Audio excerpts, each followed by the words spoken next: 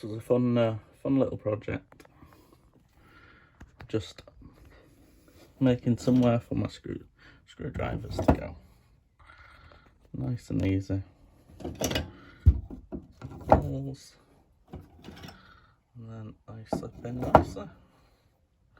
And I'll just keep drilling along, and then I'll have somewhere to put all my screwdrivers. I've got a little plastic one here, so it's just going to look a bit like that. What's that? Now I use some pocket holes to attach it.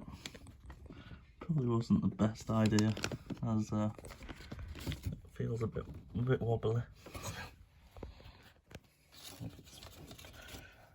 Maybe I'll attach it to the side, I don't know. There's some pocket holes. Anyway, it was nice and easy.